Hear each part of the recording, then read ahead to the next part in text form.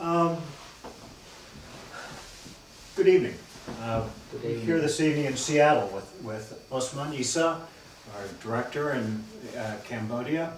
He's here to participate in Seattle in the SALI program for ILI.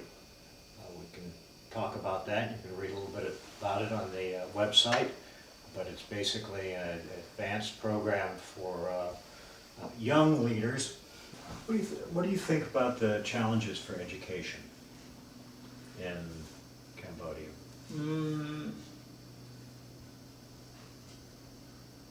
There's a lot of challenges of education in Cambodia. Everything, the problem happened because of corruption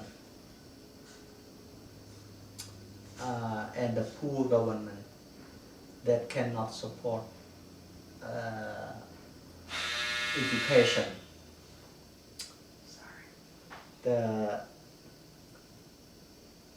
The salary that teachers in primary school, high school, they cannot rely on, they cannot live on their salary because it's very little salary that the government pay to teachers. So teacher just want to get some money from student. So in principle, student in primary school and high school don't pay for their school, it's free school. But in reality, every children have to pay their teacher. Without paying their teacher will leave the school. They don't come to teach. So everyone have to pay daily, and they open like extra courses. Every school they have extra hours for teaching for to the student. So like one student, they have 1 hour study physics, for example, in the working hours. But teacher do whatever that they don't teach the technique, the key of the lesson in that hour. Teacher normally keeps the key of that lesson for teaching at the external hours that he can get money from student. That is one challenge. Well, thank you. You're welcome. It's been a pleasure, and it's been a real pleasure seeing you for a couple of days here in Seattle, Osman. Thank you very much. I'm happy to talk with you, even my English is not so good, but I try to explain.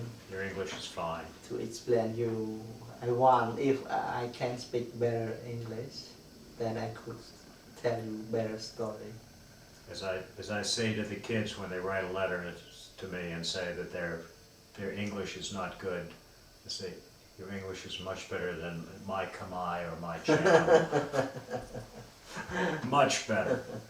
I say, you are so much smarter than I am. You speak 3 languages. I speak 2.5. How many letters you get? They come periodically, usually around Christmas I get some, and then another time of the year I'll get a few letters from the children. Usually through you, occasionally through Hussein. Yeah. But they're always wonderful. Yeah. It's nice to get them, and Wynn and I and Jeffrey always respond, always send letters back to the kids when they write. Yeah. And we try to use the letters in some of the information we send out to our donors. And on the website there's some copies of some of the letters we've gotten. They mean a lot to me, not only because the kids choose to write them and take the time, but some of the things that the children have said have been really remarkable for me. But I mean, they've really said things about how much they appreciate the chance, the opportunity to be able to learn, that they can study without having to pay, that they can study without having to walk to another village, particularly the girls, by themselves. That it's an opportunity. And then Piseth, I think, was one of the boys who had dropped out of school, and if I'm not mistaken, was he, and was to work for the family on the farm, and then came back after the English program started up. Matt also, Matt. No, Piseth, I think. Yeah, but Matt also. Matt also, yeah. Matt also. Yeah, and those stories mean so much to me, that the kids actually came back into the educational process, and not only came back to the high school, but are now in university.